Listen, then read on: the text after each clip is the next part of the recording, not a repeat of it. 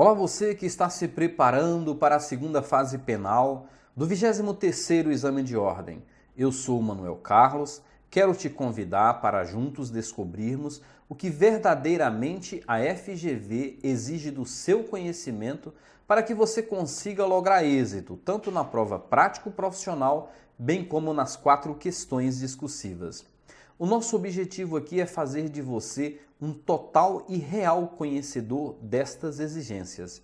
Uma vez que você consegue ter este conhecimento, você vai perceber que no momento que a prova estiver diante dos seus olhos, você não terá nenhuma dificuldade.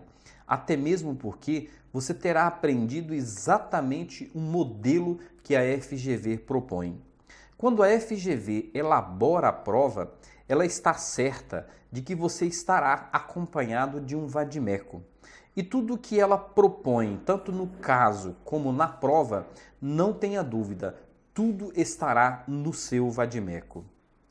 No que diz respeito à peça prático, a FGV te oferece um caso.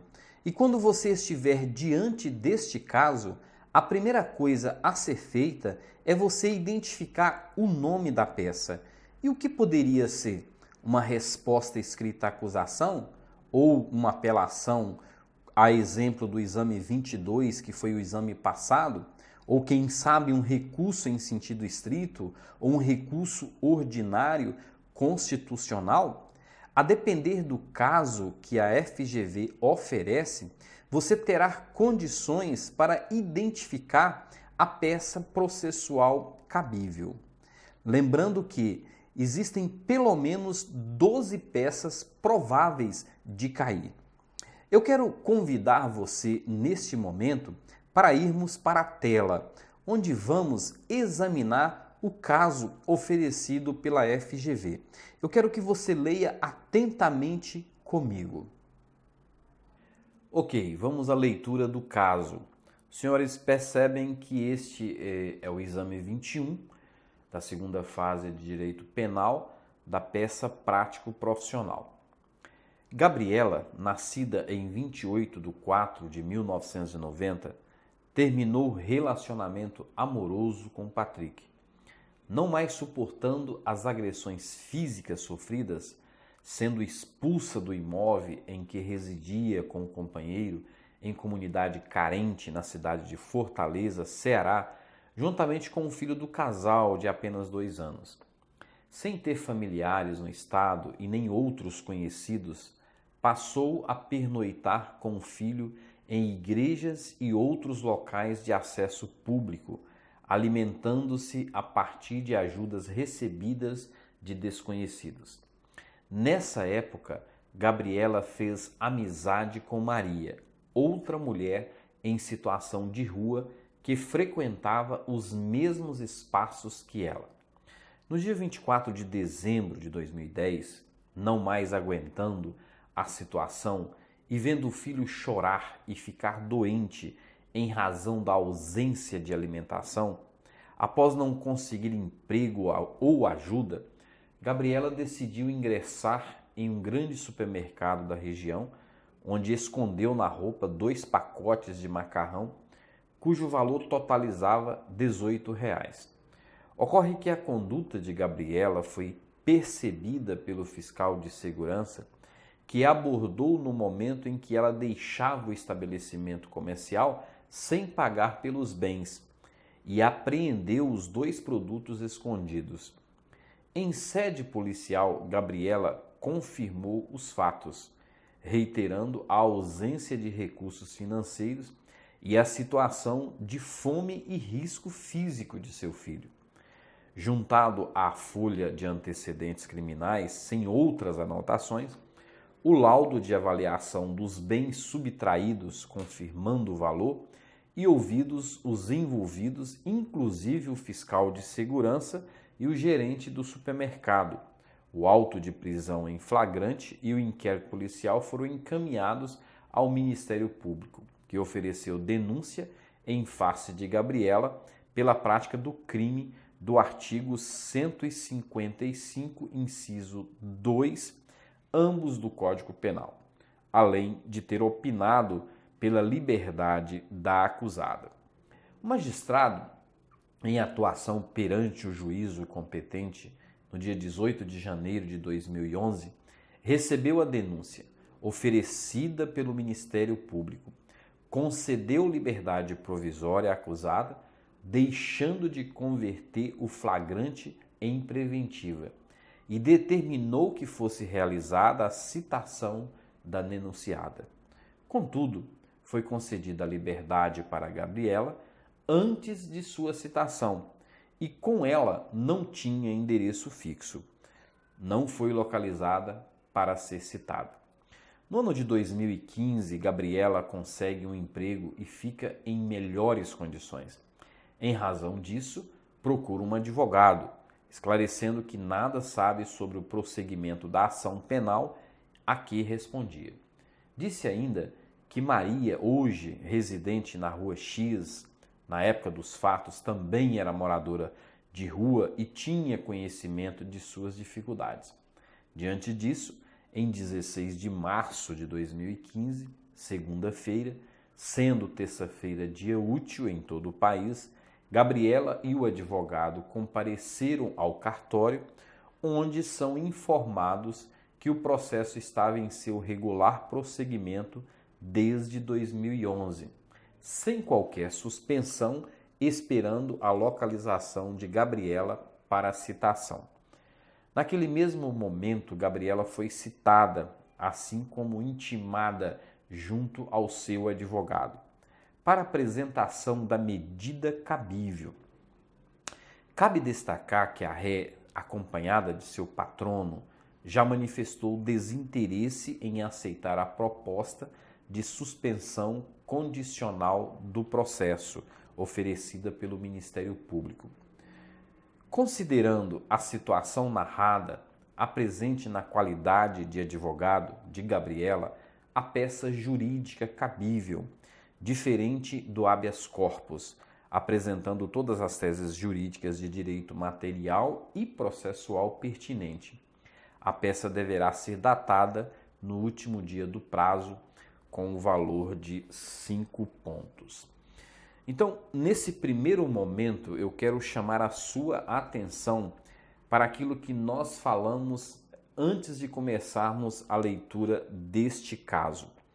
Nós estávamos dizendo, antes de começarmos essa leitura, que a primeira coisa, quando você estiver na prova, estará diante dos seus olhos um caso. E quando você tivesse esse caso, a primeira coisa a fazer, você teria que ler o caso e, lendo o caso, a sua responsabilidade, a primeira coisa é identificar o nome da peça. Então, em toda a leitura que nós fizemos, nós vamos aqui perceber que na leitura do caso, de toda a história que nós já lemos e que nós já conhecemos, nós vamos perceber neste parágrafo aqui, que eu vou ler novamente para que você identifique a peça processual cabível, porque daí, no próprio caso, lá no final, vem dizendo: naquele momento, Gabriela foi citada, assim como intimada, junto ao seu advogado, para apresentação da medida cabível. Ora, então, a primeira responsabilidade de você, quando está fazendo essa prova, resolvendo este caso, é identificar qual que é a medida processual cabível. Então, nós vamos ver aqui nesse parágrafo que eu vou ler com vocês. O magistrado, em atuação perante o juízo competente, no dia 18 de janeiro de 2011, recebeu a denúncia. Então, a primeira coisa que você tem que parar e pensar. O Ministério Público ofereceu denúncia em desfavor de Gabriela. E quando ele ofereceu a denúncia, aqui está dizendo que o magistrado, no dia 18 de janeiro de 2011, recebeu a denúncia oferecida pelo Ministério Público. O que ele fez? Ele concedeu liberdade provisória à acusada, deixando de converter o flagrante em preventiva, e determinou que fosse realizada o quê? A citação da denunciada.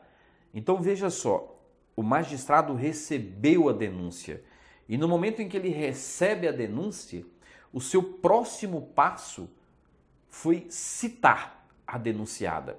Agora, citar para quê?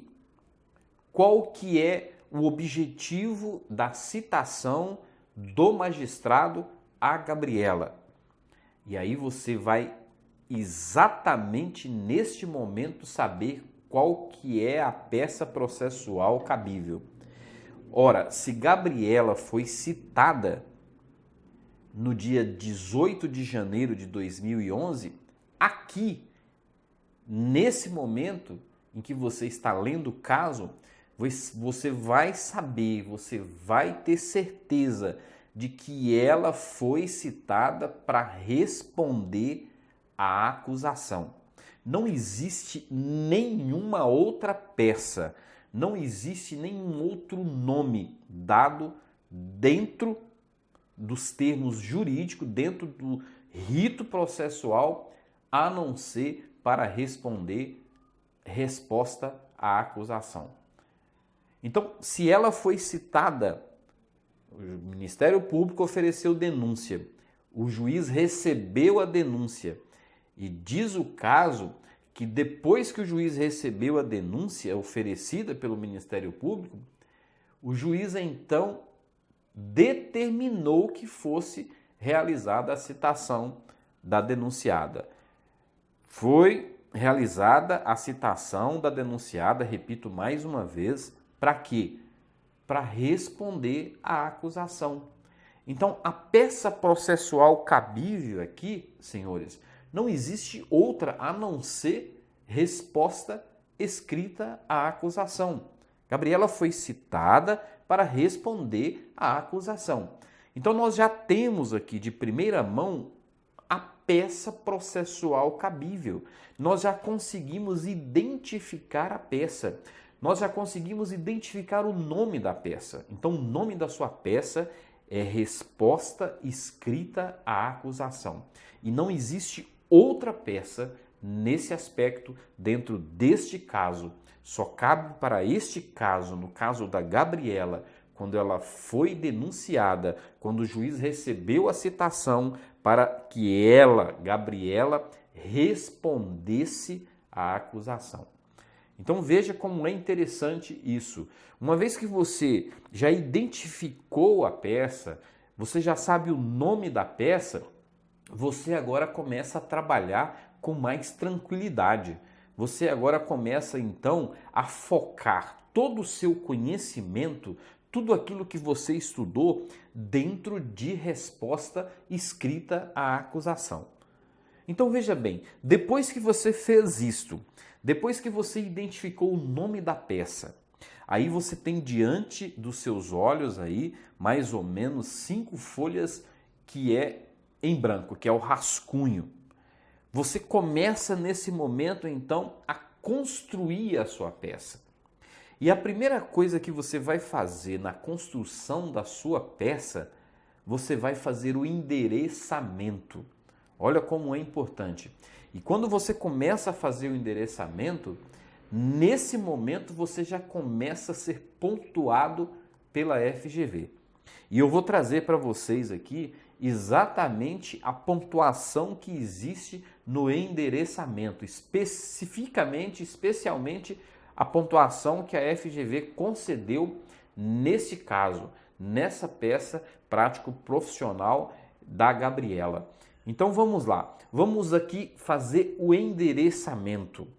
Vamos descobrir dentro da própria peça, como eu disse para vocês anteriormente, quando você está diante do caso, o caso traz para você todas as ferramentas necessárias para você fazer a construção da sua peça.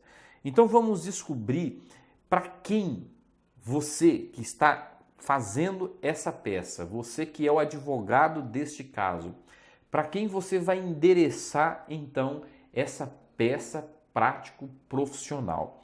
Se os senhores perceberem, os senhores vão ver aqui no próprio caso, lá no início, quando diz o seguinte, vamos ler e vamos extrair para quem vamos endereçar essa peça.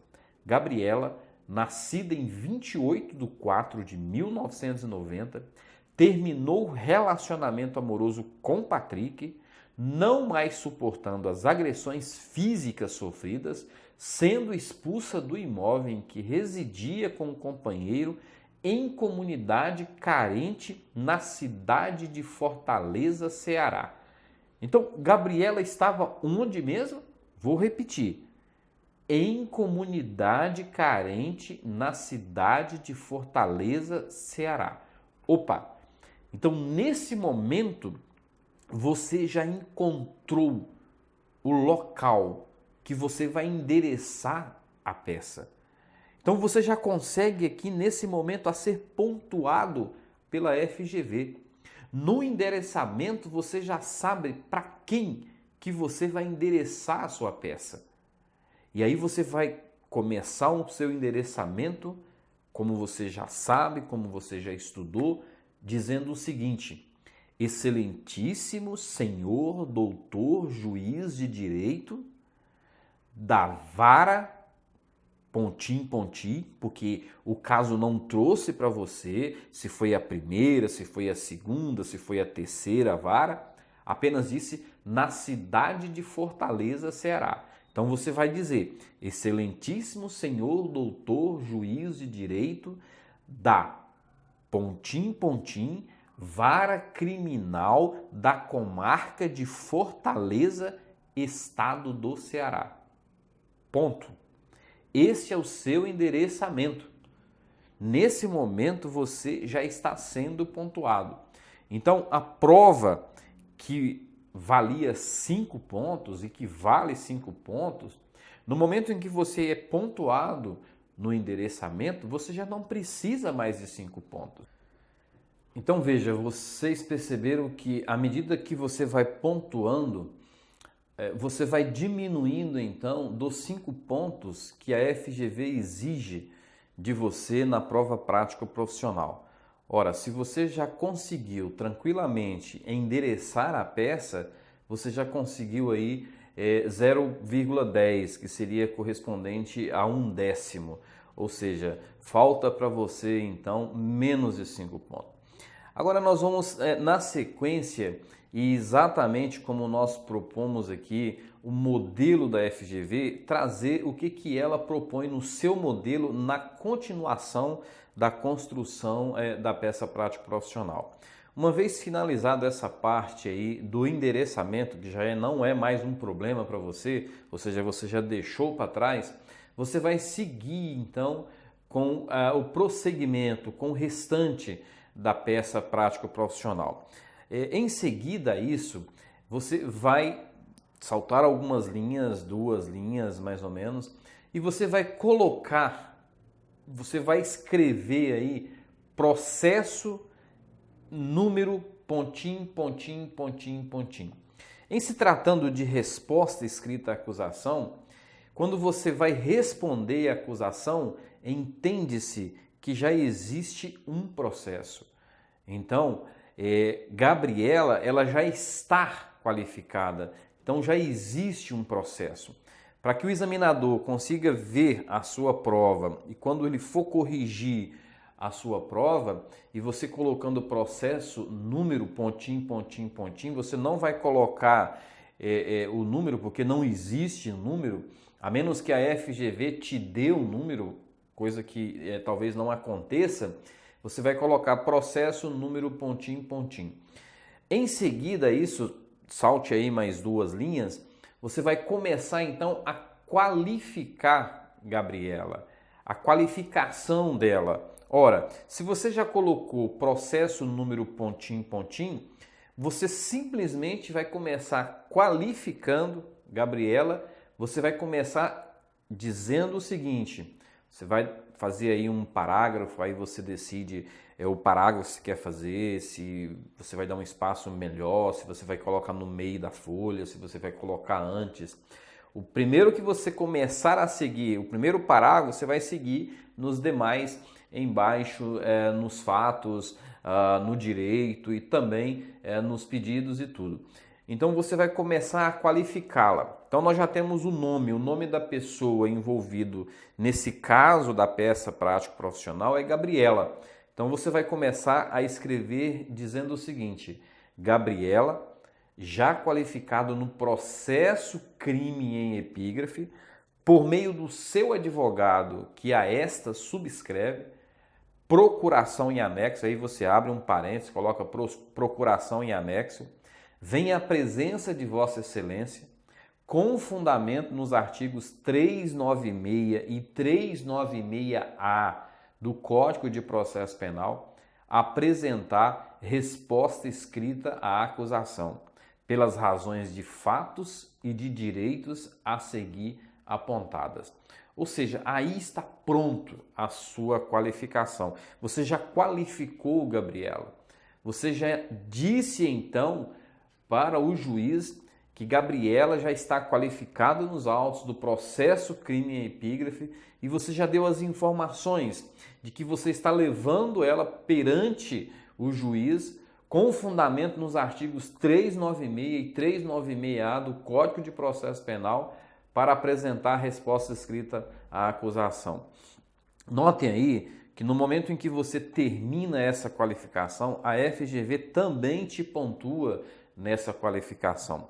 E eu vou trazer para vocês aqui, vocês vão ver aqui agora, nós tivemos lá no endereçamento, nós tivemos 0,10. Para qualificação, a FGV também nessa prova, nesse caso, ela também pontuou em 0,10. Você terminando essa parte da qualificação, você já conseguiu aí 0,20, 0,10 do endereçamento e 0,10 da qualificação. Veja, senhores, que não tem dificuldade, não existe nenhuma dificuldade para você qualificar. E não tenta inventar, essa é a qualificação. Tenta colocar isso na sua cabeça, gravar, escrever várias vezes. Você não precisa colocar absolutamente mais nada a não ser isso que está aqui. E eu vou repetir com vocês. Eu quero que vocês consigam, nessa repetição, colocar na sua cabeça que isto é o necessário para uma qualificação. Olha só, Gabriela, já qualificado no processo crime em epígrafe, por meio de seu advogado que a esta subscreve, procuração em anexo, vem a presença de Vossa Excelência, com fundamento nos artigos 396 e 396-A do Código de Processo Penal, apresentar resposta escrita à acusação pelas razões de fatos e de direitos a seguir apontadas. Então não existe outra coisa, é só isso que você tem que fazer para você ser pontuado na qualificação. Olha, tipo de letra. O tipo de letra é a letra que você escrever que vai ser mais legível possível para o examinador ler. Se você consegue ler, se você consegue escrever em caixa alta ou letra de forma, a maneira melhor que você escreva e que o examinador consiga ler a sua qualificação. Sempre comece o nome da pessoa qualificada, no caso aqui é Gabriela, com letra maiúscula. Quando você for dizer qual que é o nome da peça, resposta escrita à acusação também. Então, é interessante, é importante que a sua letra seja uma letra legível para quando o examinador estiver com a sua prova, ele consiga ler tranquilamente. Então, senhores, como vocês estão percebendo, não existe aqui, até então, nenhum segredo no começo da construção da peça prática profissional. Você já conseguiu aí, dentro do caso que a FGV ofereceu, você já conseguiu endereçar a peça, que foi então a comarca de Fortaleza, estado do Ceará. Você já conseguiu fazer a qualificação, e é bom que se lembre, a qualificação de resposta escrita à acusação só pode ser fundamentado no 396 e 396-A do Código de Processo Penal. Não existe resposta à acusação nesse caso, a não ser esses dois artigos. Agora, é claro que você vai aprender ainda no decorrer dessas aulas, especialmente de resposta escrita à acusação, que no rito do júri já não é mais o 396 e 396-A a fundamentação. De forma que, especificamente, sendo esse rito comum aqui, você só vai fundamentar no artigo 396 e 396A do Código de Processo Penal. Eu gostaria de seguir com vocês, depois de ter vencido essa parte aqui da qualificação, nós vamos passar dando prosseguimento à construção da peça prático-profissional, que é os fatos. Senhores, os fatos, há uma coisa interessante que vocês devem saber, não existe, via de regra, uma vez ou outra, talvez a FGV tenha pontuado, mas a FGV não pontua nos fatos. Pelo menos as últimas provas não se percebe isso, nenhuma pontuação dos fatos no que diz respeito na peça prático-profissional. Aí você pode me fazer a pergunta, e é preciso que eu faça os fatos? Sim, é preciso que você faça os fatos. Os fatos é importante para a construção da peça. Você está levando ao juiz um conhecimento, esse juiz precisa saber o que aconteceu para que ele possa então lhe dar o direito. Então é preciso que você escreva os fatos, é preciso que você coloque os fatos. E se vocês perceberem aí nos fatos narrados, no caso prático da Gabriela, vocês vão perceber que é uns fatos um pouco grande. Você vai perder muito tempo na construção desses fatos se você fizer aí um cola-copia, pegar os fatos aí do caso e transcrever ele para o seu rascunho, para as suas folhas. Entretanto, você vai fazer uma síntese dos fatos. E eu fiz aqui uma síntese que é o necessário. O examinador vai ler os seus fatos, talvez nem leia, na maioria das vezes ele nem vai ler, mas ele vai perceber que você fez os fatos, para daí então você conseguir continuar na construção da sua peça. Então vamos aos fatos. Você vai aí, depois de ter feito a qualificação, você vai soltar uma linha, vai escrever aí em caixa alta dos fatos, né? Coloca aí 2 pontinhos e começa então a narrar os fatos. Percebem que de todos os fatos que existiram, eu fiz um resumo dos fatos. E é o necessário para que você então faça na sua prova, nas suas folhas, no seu rascunho.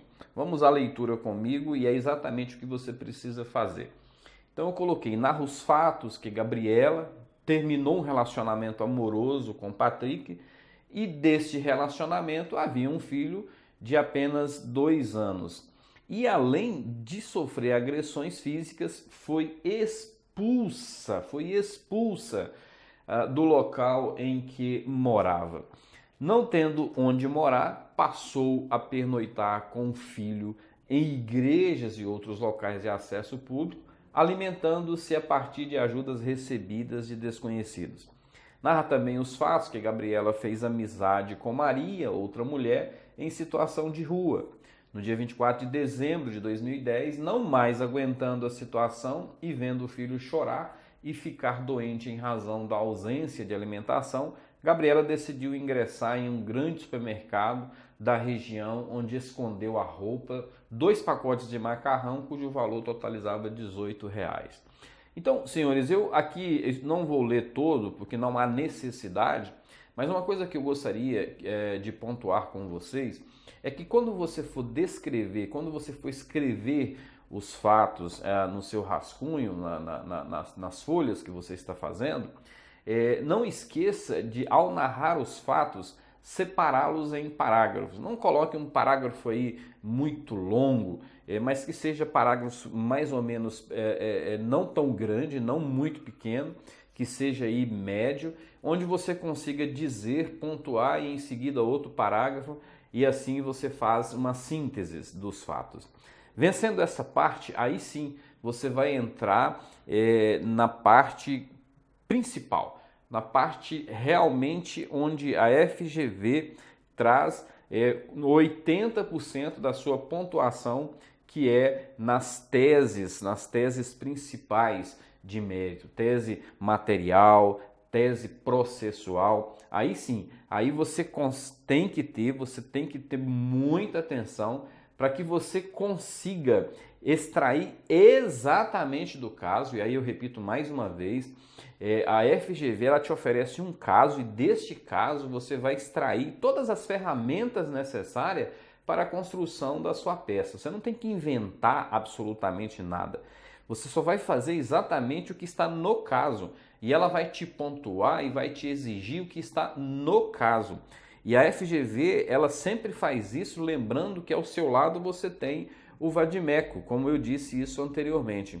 Então tudo que você precisa extrair para as teses principais, a tese de material, a tese processual, você vai encontrar no seu vadimeco.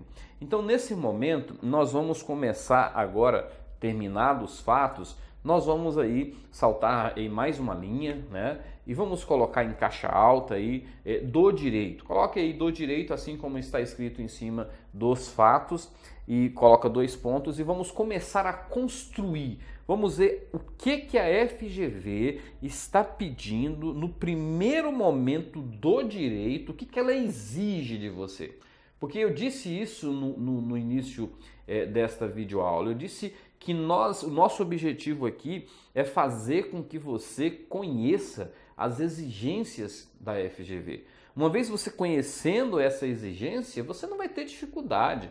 Então vamos nesse momento no direito saber exatamente qual que é a primeira exigência da FGV em relação ao caso contado pela FGV, para que nós consigamos então começar a pontuação. E eu vou aqui mostrar para vocês, como eu já mostrei no endereçamento e na qualificação, a pontuação, eu vou mostrar para vocês aqui a primeira exigência e qual que foi a pontuação para essa primeira exigência. E aí os senhores vão percebendo que a cada momento que você vai vencendo uma etapa, você vai ficando mais perto de alcançar os 5 pontos. Isso é muito importante. E é cada vez que você consegue pontuar, você vai deixando para trás aqueles obstáculos que antes você achava que não conseguiria e, no entanto, você está conseguindo. Vamos então aqui, diante do caso narrado, e aí nós vamos comentar aqui agora o caso narrado, para nós tentarmos e trazermos e extrairmos aqui as ferramentas e as exigências que a FGV está pedindo para você